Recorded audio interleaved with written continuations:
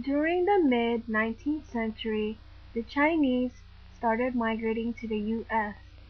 They arrived in the U.S. when all that a person needed was a boat ticket to enter. The Chinese were the first Asian immigrants to come to the U.S. They first started migrating to the U.S. because of the turbulence caused by the Opium War. Then, the Chinese started migrating because they heard of the gold rush. To the Chinese, U.S. was known as Gumsam, Gold Mountain. Half of the Chinese that arrived in the U.S. resided in the gold rush area in San Francisco.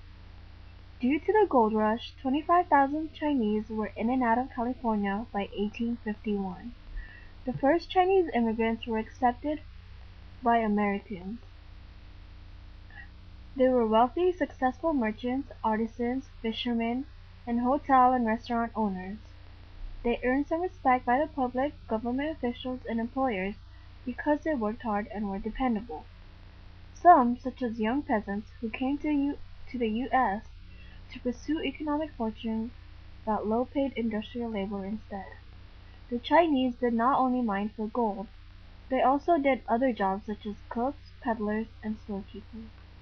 After the first decade of the discovery of gold, the Chinese took on jobs that no one wanted or considered too dirty.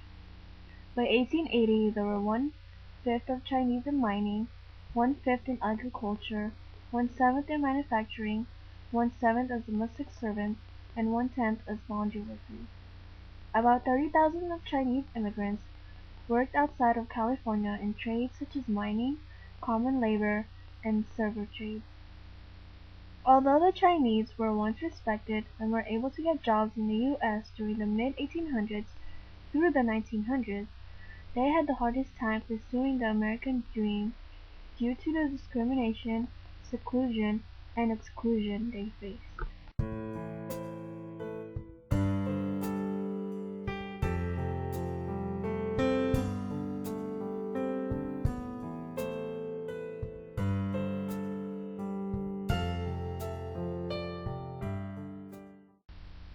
In the beginning, their advanced knowledge in agriculture and their great contribution to building of railroads earned them approval and respect, but their popularity did not last long with the Americans.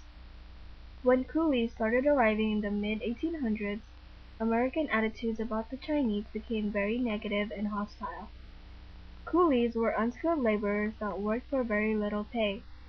Americans' attitudes started to turn xenophobic due to their fear, ignorance, and post-Civil War depression. It was also due to the economic downturn during the 1870s, which caused significant unemployment problems. These problems caused Americans to outcry against the Chinese. The Americans took many actions in the form of legislation against the Chinese.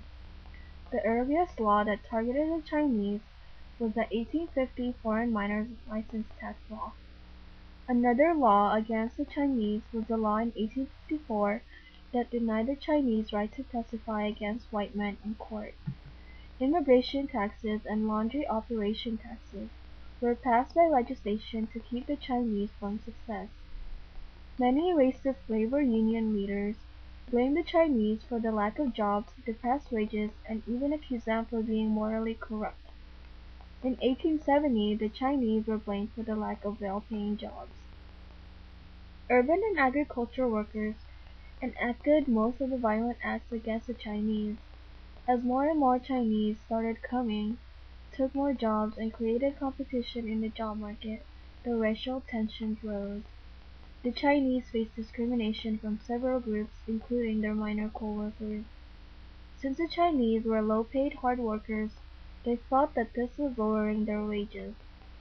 Many Chinese were paid only 2/3 of what the white workers were paid. Chinese workers were chased out of mines, agricultural settlements, and cities. The local authorities didn't do much to help the Chinese.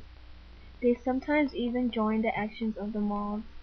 Federal troops even had to be contacted at times to reinforce orders. In 1885, at Rock Springs, Wyoming, White miners attacked the Chinese for declining to join a strike for higher wages. This attack is known as the Rock Springs Massacre. Sadly, in 1862 alone, 88 Chinese were documented murdered. Chinese that immigrated to the U.S. were treated inhumanely. Their traditions and customs were violated. Also, they were insulted, imprisoned, beat, sometimes even killed. The Chinese had to go through assaults, arson, and murder.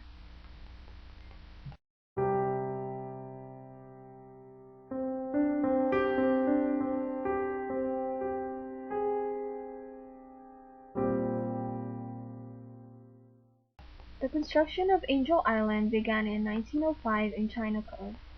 Angel Island, the place where the Chinese were interrogated and detained, is in San Francisco. It was known as the Ellis Island of the West. The original purpose of Angel Island was to handle European immigrants that were arriving to California, but most immigrants that arrived were from Asia. 70% of people kept in Angel Island were Chinese. From 1910 to 1940, there were as many as 175,000 Chinese detained on Angel Island. Instead of being a deportation center, Angel Island was more like a detention center. Untrustworthy incomers were sent to Angel Island and were screened or deported. They were detained and interrogated in a prison-like environment. Since the Chinese government did not keep official records of the population, the Chinese had to be interrogated to figure out their identities and detect if they were actually related to American citizens. The interrogation process that detainees had to go through consisted of questions that were detailed and irrelevant, which were designed to confuse and entrap the Chinese.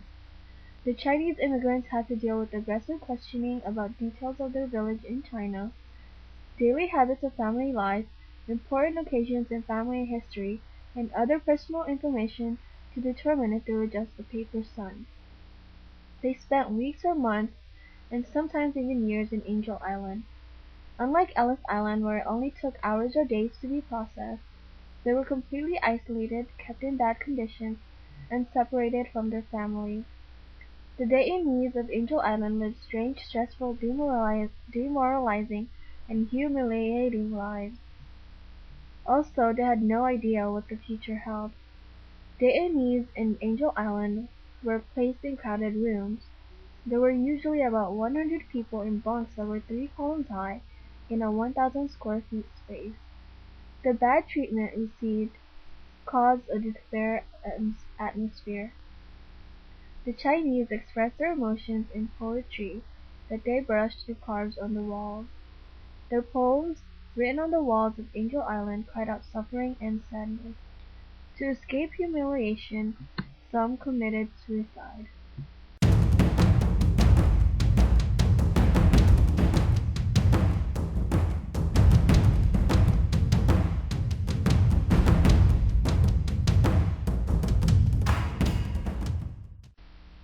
While in the U.S., many Chinese men were afraid to go back to China to visit their wives and children.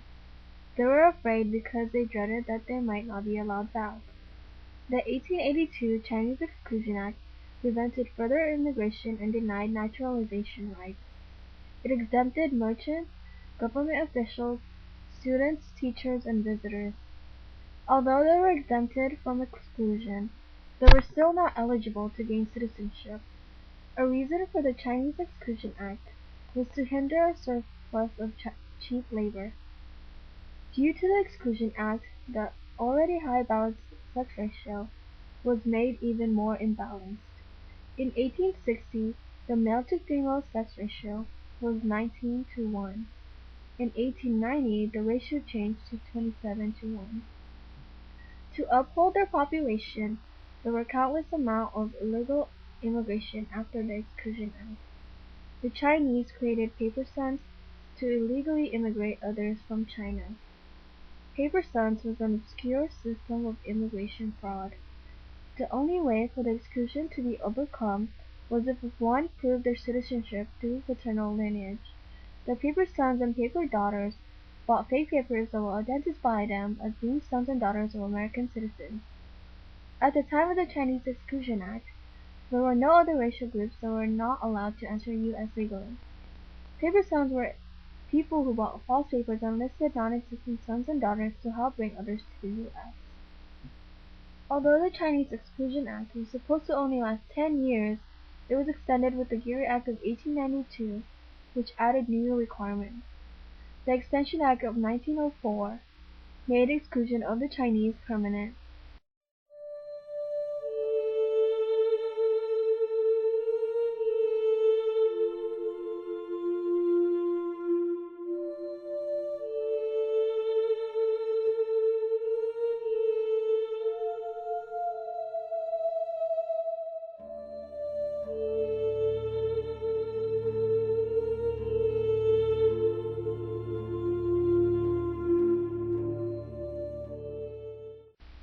The Chinese found refuge in Chinatowns.